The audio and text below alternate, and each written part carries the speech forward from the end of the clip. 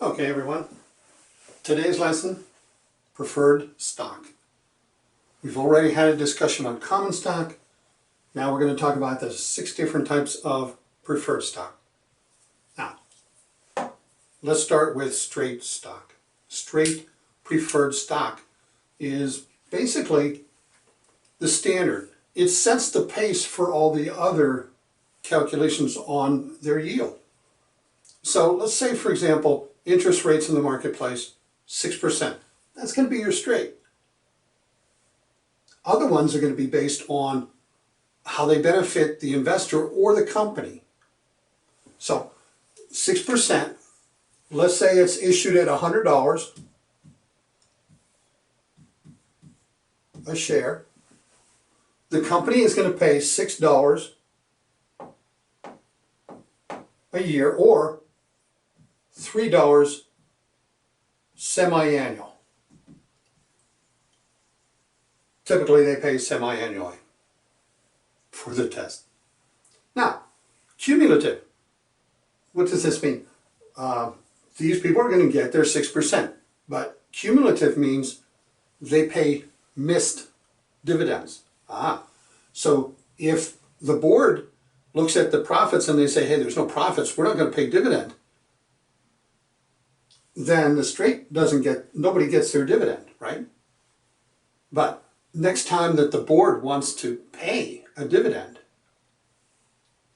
they have to pay the cumulative back dividends that were missed. That's a benefit to the investor. So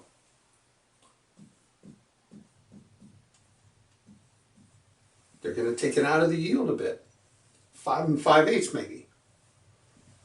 And as I put these down, that's a guess, but it's relative to the straight. Convertible. It can convert to common stock. How does it convert? Okay, it has a ratio based on the $100. Maybe the ratio is 5. At 5, that's 5 shares common stock. Convertible, whether it's preferred stock or bond, converts to common stock. 5 shares, that would mean parity. What's parity? Parity is when the value of the preferred and the common stock are equal based on those 5 shares. So, right now, 100 shares or $100 preferred. The common stock's parity is $20. If the common stock was actually $24, it would be economical and beneficial to convert that to the common. Then what would they get? 5 shares, that's $120 for every 1 share of preferred. That sounds a pretty good deal. Now, typically, the prices are going to move close together. Okay, if you have an increase in the market value of the common, typically it'll go up, but not as dramatically in the preferred. But it's realistic to think that it would move proportionally. Okay, so convertible, that's a benefit to the investor. Let's say 5.5. Now callable means they can call the stock. The company can call the stock back and pay off these investors. Maybe they're paying 6.5%. Why? Because the regular is paying 6, but this can get bought back. When? When interest rates drop. When interest rates drop. Now, the callable comes with a premium.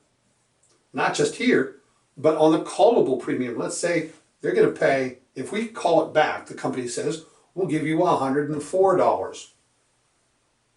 Right, 4% extra to call it back. But what happens? If interest rates go down once, the price goes up, doesn't it?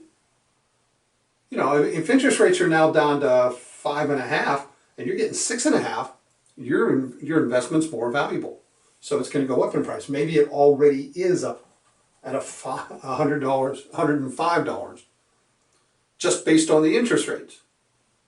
Now, what if it goes down a second time? You better get out before it does, because it's going to probably be called. Or other investors aren't going to be too interested into it because it will most likely be called. And if the interest rates dropped so much that it dropped it up, that it rose this to 110, who's going to pay you 110 if this thing's going to be called very soon? The only way it doesn't is if it drops down because of interest rates. Now, certainly, common stock could also go up significantly. Okay?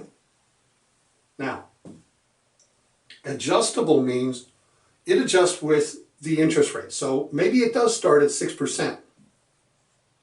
In 6 months, maybe it's 5.5%. And then maybe a year later, it's 6.75%. It's adjusting as the markets adjust in the interest rates. Participating means it can participate in up to 3% extra dividend.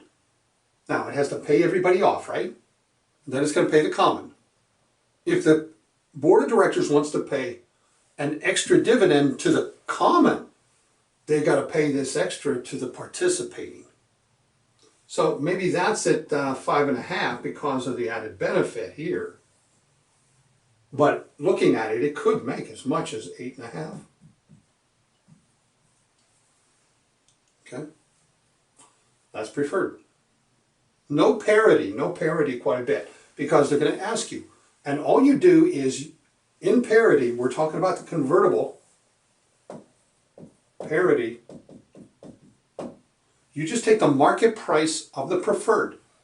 If it's a bond, you take the market price of the bond, and you divide by how many shares it'll convert to. So we said 5 shares on this one. Let's say it's at $130 in the marketplace. Take that 5, that's 2, 26. So $26 is parity. If the common stock is less than 26, it's beneficial to convert. If the common stock is less, it is not beneficial. Let me get that straight. 26 is the price range that you want to set. It's parity. This is what you're looking to compare on a conversion. So if the stock is above, then you want to convert. If the stock is below, what's going to happen if this is a 24 and you convert your 5 shares? You get $120 worth of common stock, as opposed to you already have $130. So understand the conversion, understand parity. It's easy to get that mixed up. Walk it through when you do your calculation, because it'll be on the test. Typically, parity is asked on bonds, but you never know when they're going to slip something into you, okay? It works the same way with bonds. Okay, they're going to want to know what is the equal. Do I keep the bonds or do I convert to the stock? Okay, you always convert to the stock if the common stock is above the parity price that you calculated. Okay, that's preferred stock. Good luck on your exams.